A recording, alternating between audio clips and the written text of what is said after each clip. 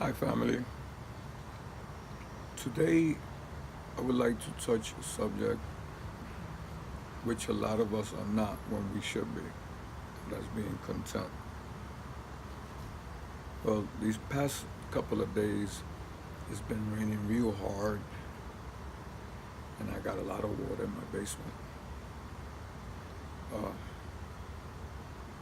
I was blessed to have a pump to be able to get the water out, which which really the last time I used it, like an immediately emergency, was in 2002 when I bought the house. But I've had it there. And something told me, look in your basement.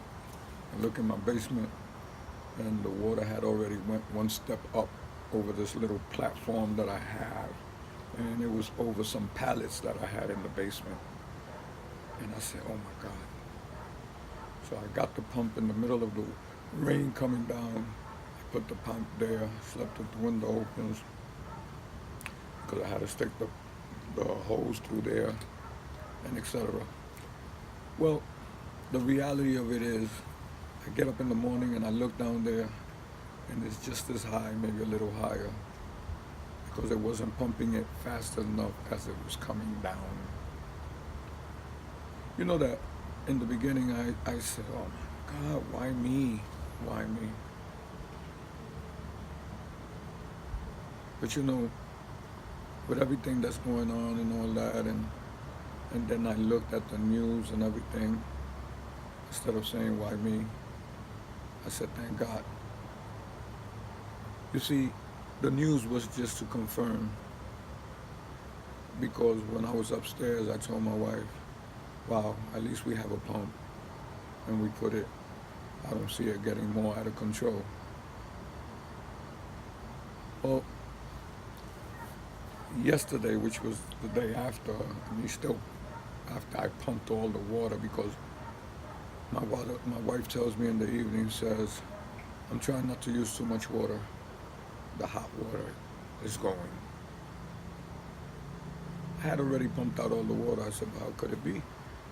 Well, there was water in the basement. The tank was working. Now I take all the water, and now the water tank is gone. I go downstairs. Of course, it's off. Try to turn it on. Didn't work. But I was content. I said, let me leave this alone. I said, honey, just take a shower and, and let's make the best of it. I'll call the plumber in the morning. Something told me, don't wait till tomorrow to call the plumber. Call him tonight. So I was upstairs. I called the plumber, which I know for a while now. And I told him what happened. He said, wow, you know,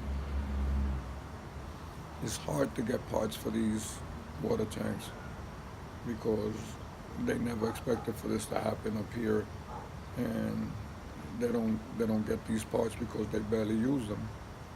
So I don't know, and I don't want to go over there for nothing. I said, no problem.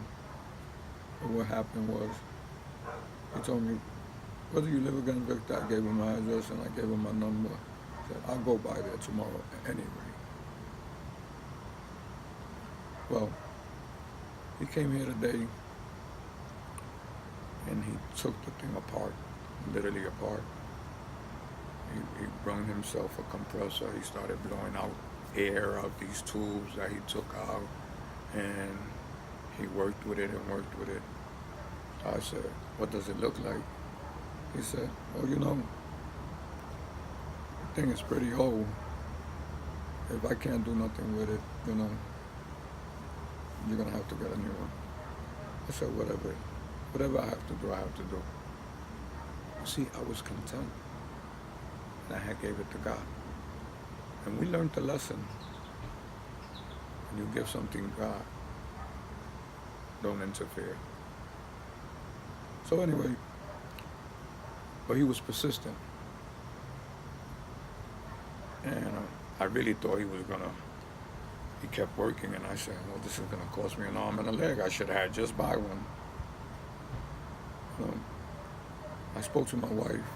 My wife is always positive because we, like we said, we gave it to God. So we gotta think positive. And I said, honey, I don't know. You know, she said, don't do nothing until he tells you. I mean, if we have to buy one, we have to buy one. But let's see what he got to say. That was right before he came. And so, of course, he kept playing with it and playing with it. And he got it together. He got it together and he said, I'll be honest with you, I don't know how long it's going to last, but it's time for a new one. You see, I was content. I accepted whatever came. And whether it lasts a day or two, guess what? We got the best of it. You know, and I pray for this. But to be honest with you, I pray more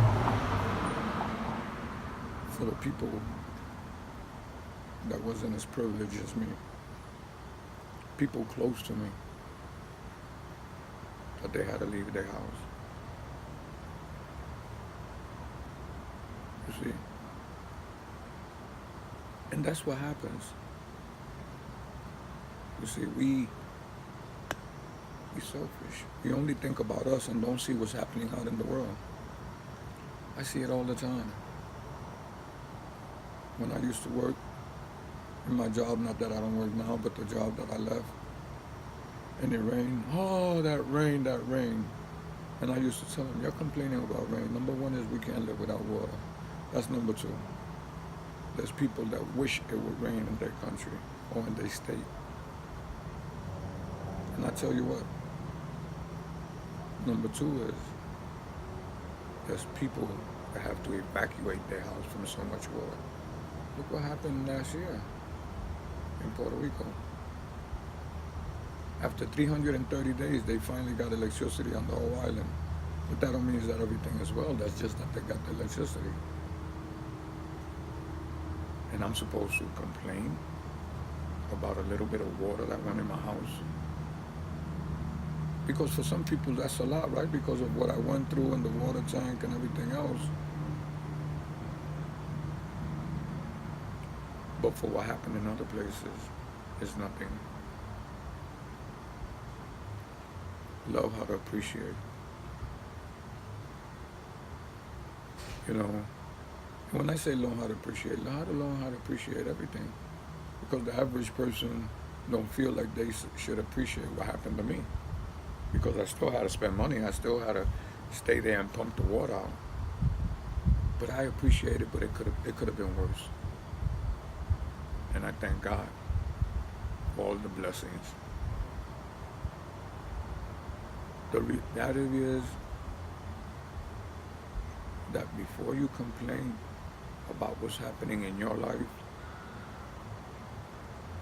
think about what somebody else is going through. And when you do that, I'm sure you won't want to be in their shoes. You see? I said there will be storms, but I will be with you. That was a mini storm for me because I never expected for it to happen. But he was there for me. He was there with me. And he took care of it. For whatever little time he did it, he took care of it.